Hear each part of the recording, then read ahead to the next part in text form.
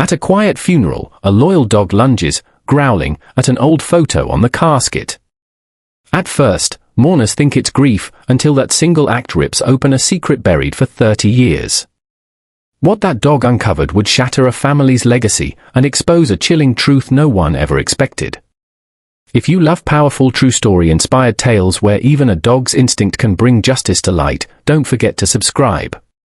Your support helps us uncover more untold stories that will move, shock, and inspire you. The grey skies over Miller's Field matched the mood of the mourners gathered beneath the tall oaks of Greenwood Cemetery. A light drizzle kissed the weathered gravestones as friends and family of Henry Blackwell, a respected war veteran and former high school principal, stood in silence, saying their final goodbyes. Among the black coats and solemn faces stood an elderly golden retriever named Scout, Henry's loyal companion of nearly 15 years. Though age had slowed him, Scout stood alert, his cloudy eyes scanning the gathering as if searching for something, or someone. As the eulogy wrapped up and the crowd began to place white lilies on the polished wooden casket, Scout let out a soft, low whimper that caught the attention of a few nearby mourners. Most dismissed it as a sign of grief. After all, dogs felt lost too, didn't they? It wasn't until everyone filed into the church hall for the memorial reception that the moment truly shifted. Inside the reception room, set beside a table of framed memories and keepsakes, stood a large black and white funeral portrait of Henry in his military uniform. Proud, dignified, timeless. The photo, almost regal in its presentation, stood on an easel at the center of attention. People came and went, offering their respects, murmuring tales of Henry's strict yet fair leadership at the high school, and how he had been a role model to many. No one questioned the history surrounding the man. No one dared. But Scout did. The moment they brought Scout into the hall, he immediately became restless. His tail stopped wagging. His nose twitched with rapid intent. Then, in an instant that seemed to freeze time, the old dog lunged. With an unexpected burst of energy and purpose, he leapt forward and struck the funeral photo with a loud crash, knocking it off the easel and shattering the glass. The room fell silent, gasps echoing through the air. Plates clattered. Someone screamed. A woman dropped her wine glass, and it splashed red across the white tablecloth like spilled blood. People rushed toward Scout, some to restrain him, others simply stunned into stillness. Henry's niece, Emily Blackwell, knelt beside the photo, trying to pick up the pieces, while another guest helped restrain the old retriever. "What on earth got into him?" someone muttered. "He was so calm earlier." Scout, however, wasn't trying to attack anyone. He stood there, growling low and steady, not at a person, but at the photograph. His gaze never wavered from the image of Henry. Not the flowers. Not the guests. Just the photo. Emily looked at the portrait again. It hadn't just been knocked down, it had been clawed, scratched. A visible tear in the canvas underneath the shattered glass revealed something odd, a second image, hidden beneath the surface. She carefully peeled back the top layer of the photo, and the room fell into a hushed confusion. Beneath the official military portrait was another image, aged, yellowed, and half obscured. It was a photo of Henry, yes, but this time he wasn't in uniform. He was standing in a dusty barn beside a woman none of them recognized. She had dark, curly hair and a soft smile, and she was holding a small child in her arms. The expression on Henry's face was one of tension, his hand on the woman's shoulder, not in affection, but in restraint. The photograph radiated unease. Gasps rippled again as people tried to understand what they were seeing. "That doesn't make any sense," Emily whispered. "Who is that woman?" One of the older guests, a retired teacher named Mrs. Garvey, paled visibly. "That looks like Maria Alvarez," she said slowly, the name like a ghost summoned from the past. "She used to work at the school as a cleaner. Back in the early 90s. The name Maria Alvarez stirred something in Emily's memory, vague whispers of scandal, rumors she'd overheard as a child but never fully understood. She remembered her mother telling someone, Maria just disappeared one day. Left town. No warning. At the time, Emily had thought little of it. But now, Scout's strange behavior and the hidden photo raised questions she never imagined she'd ask. The room buzzed with speculation, but Scout's behavior was the most haunting of all. The dog now lay beside the torn image, still growling softly. He occasionally sniffed the edge of the exposed photo, then looked up at Emily as if urging her to see, really see, what was in front of her. The weight of unspoken truths hung heavy in the air. Later that evening, after the crowd had dispersed and the shattered photo was taken home, Emily sat in her late uncle's study with the retrieved image, the second layer now completely separated. She spread it out on the desk, the soft lamplight casting long shadows across the aged paper. Scout sat beside her, calmer now, but still visibly attentive. She searched the back of the photo and found faded handwriting, spring 1994, a Maria, Henry, and baby Leo. Leo? There had never been any mention of a Leo in the family. Henry had never married. He had no children, at least none anyone knew of. The existence of this mysterious child, hidden in a photo, concealed behind a carefully crafted image, shook Emily to her core.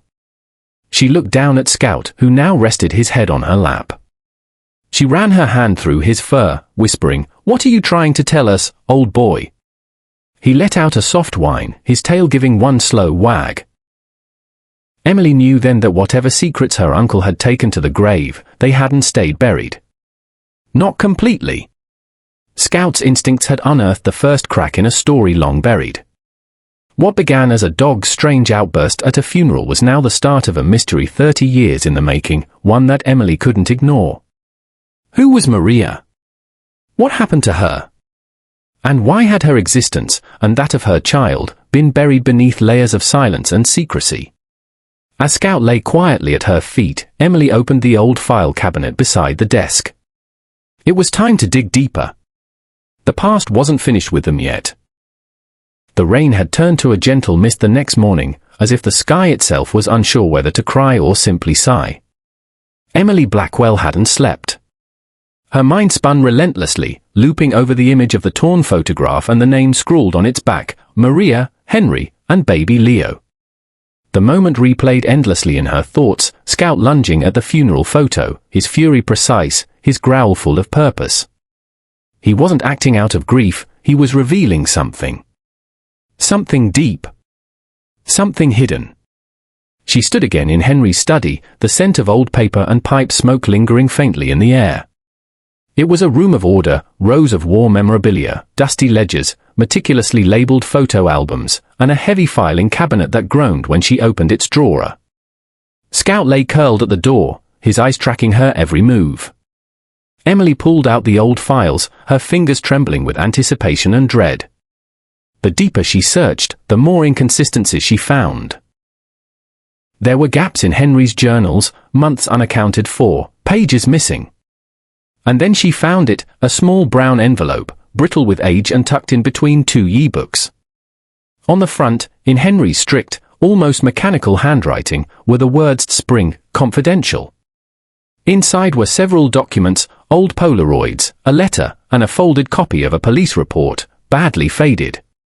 The photographs were startling. One showed Henry beside Maria at the same barn from the funeral photo. Another showed Maria alone, looking fearful. A third one, chilling in its ambiguity, was of a baby crib, empty, with a toy lion lying on its side. Emily's heart began to pound. She unfolded the letter, written in a delicate, looping script. It was dated June 1994.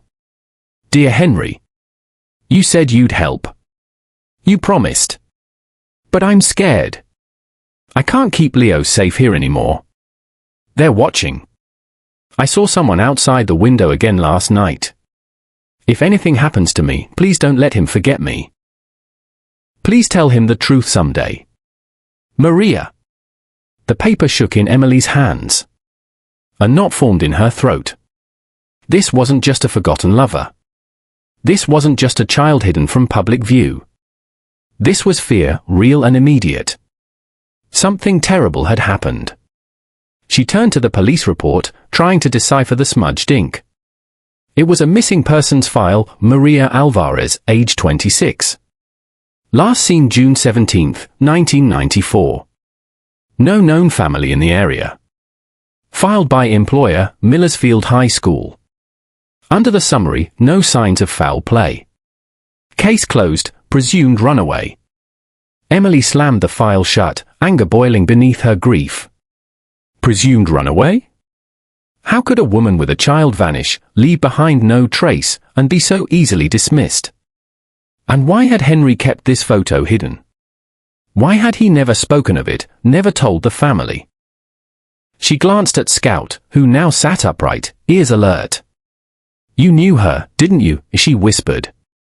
"You remember her?" Scout let out a soft whine and moved closer, resting his head on her knee. He had lived in Henry's house since he was a puppy. If Maria had been there, if Leo had. Scout would remember. Dogs didn't forget. The questions pressed tighter now. What if Henry hadn't been the hero everyone believed he was? What if he'd buried more than just a photograph?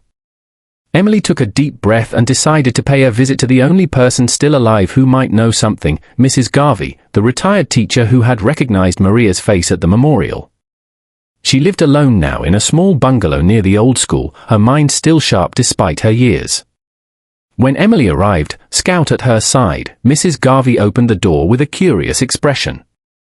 "You're Henry's niece," she said flatly, eyes narrowing slightly. "Yes," Emily replied. "And I think you know that what happened to Maria Alvarez was never really investigated." Mrs. Garvey hesitated, then gestured for her to come in. "He was respected," she said finally, as if that explained everything. "People didn't ask questions back then." "But you did," Emily said. "You recognized her? You remember?" Mrs. Garvey sat heavily in her chair, exhaling as though releasing 30 years of silence. Maria was bright. She was kind. She didn't belong in a place like Millersfield, not really. Too many secrets. Too much small-town fear. Did she and Henry? Emily trailed off. There were whispers, Mrs. Garvey said, voice low. I think she loved him. Foolishly. But he was strict. Controlling. When she got pregnant, she said he'd help her. But then things changed. She became jumpy. She asked me once if I thought a man could pretend to be someone else for a whole lifetime. Emily leaned forward. Did you ever see the baby? Only once, she whispered. A boy. Curly hair. Maybe a year old. Then, one day, she was gone. Henry told the school she left for family in Mexico. We believed him. We wanted to. Emily clenched her fists. I found her letter. She was afraid. Mrs. Garvey's lips trembled. You need to find Leo. If he's alive. He deserves to know. Emily nodded. The next question burned on her tongue. Did Henry kill her? The old woman closed her eyes. I don't know. But I know this, Henry Blackwell wasn't the man he pretended to be. Emily stood, thanking her quietly. Scout followed her out the door, tail still low, but determined. They walked back toward the car, the wind biting through her coat. Maria hadn't run away. She had tried to protect her child. And Henry had covered it all up. The only loose thread now was Leo. Somewhere out there, he might still be alive. And if he was, he carried the key to the truth about what really happened in 1994. As they drove home, Scout lifted his head and barked once, loud and sharp, as they passed the old high school. Emily slowed the car, staring at the brick walls and shadowed windows. There was something still hidden. Something waiting to be uncovered. The past hadn't let go. Not yet. The old high school looked the same as Emily remembered, faded red bricks, squeaky flagpole, and a rusting gymnasium door that never shut quite right. But standing there now, with Scout beside her and Henry's secrets burning in her hands, it felt like another world. A place where truth had been buried beneath years of silence and curated memories. If her uncle had hidden a child and possibly been responsible for Maria's disappearance, someone in this school's past records might still hold a clue. Emily walked into the front office with firm steps, clutching Henry's envelope and Maria's photo like a compass guiding her through a storm. The receptionist recognized the Blackwell name immediately and softened her tone, assuming Emily was there to discuss memorials or legacy plaques. But Emily had no interest in statues or tributes. "I need access to the staff records from 1994, she said plainly. "Personnel files, incident reports, anything archived." The receptionist blinked, unsure, until Emily mentioned she was researching her uncle's biography and had permission from the estate to review his documents. It wasn't a complete lie. 10 minutes later, she was sitting at a metal table in the school storage room, combing through yellowed folders and aging binders that smelled of dust and secrets. Scout sat patiently beside her, only lifting his head when Emily came across something strange, a staff complaint report filed in May 1994. It wasn't from Maria, but about her. The complaint accused her of being emotionally unstable and inappropriately attached to a student. The handwriting was Henry's. Chills swept across Emily's arms. Henry had tried to paint Maria as unstable, just before she vanished. The timing wasn't just suspicious, it was orchestrated. Then she found a logbook of student registrations. Most of it was typed, but a few entries were handwritten, late additions, side notes. She searched for the name Leo. Nothing. Then she tried Alvarez. Still nothing. But in a side margin of a 1993 student visitation roster was a faint pencil note, Visitor, Maria Alvarez. Accompanied by minor, male, unregistered. Notes, denied entry. Emily read it twice, her breath catching. The school had denied Maria access to the campus when she brought Leo with her. That meant Leo had been real. He wasn't just a shadow in a photo, he was here, once, standing just outside these walls. And now, he was somewhere out there, a grown man, unaware of the truth, or worse, carrying memories too painful to share. Determined, Emily began searching public databases, old social records, even newspaper archives at the local library. Scout followed her from place to place, his quiet presence grounding her. She dug through old obituaries, birth announcements, and finally, she found a record that made her stop cold. In July 1994, barely a month after Maria disappeared, an infant male was brought to the county hospital, no identification, found abandoned near an old train station outside Millersfield. The baby had been left wrapped in a flannel blanket with only one thing tucked inside, a small toy lion. Her hands trembled. The same toy lion from the photograph in Henry's envelope. The baby had been named Leo by hospital staff. No last name. He was placed in foster care and later adopted by a couple from a neighboring county. The trail went cold after that, his name changed, his past sealed. But Emily had enough. She submitted a formal inquiry with the adoption agency, claiming family connection. It would take time, but she was closer now than she'd ever imagined. Her uncle had hidden the truth for 30 years. Scout had blown it open in a single, instinctive act. 3 weeks passed before she received a phone call. The voice on the other end was cautious, reserved. "This is Daniel Reed. I was told you were looking for someone named Leo." Emily's heart raced. "Yes. My name is Emily Blackwell. I think I may be your cousin." There was a long pause. "I was adopted. I don't know much about where I came from. I've had questions for years, but no one ever had answers." "I do," Emily said, her voice trembling. "Your mother's name was Maria. She worked with my uncle. She loved you very much." Daniel, Leo, was silent for a long moment. "I have dreams about a woman holding me. Dark curly hair. She's always scared. I never knew if it was real or just something my mind created." "It was real," Emily said. "And I have proof. I need to show you something." They met a few days later in a quiet cafe outside Millersfield. Scout came too, sitting beside Emily as if he knew the moment mattered more than any other. When Daniel walked in, Emily felt her breath hitch. He had Henry's eyes, but Maria's warmth. He sat across from her, hands nervously folded, and listened as Emily laid out the photos, the letter, the police report. As he stared at the torn funeral photo, Scout stood and gently rested his head on Daniel's knee. The young man froze, then reached down, tears suddenly filling his eyes. "He remembers me." Emily nodded. "Scout was with Henry all those years. I think he remembered Maria." "And you?" Daniel sat back, overwhelmed. "Why would your uncle do this?"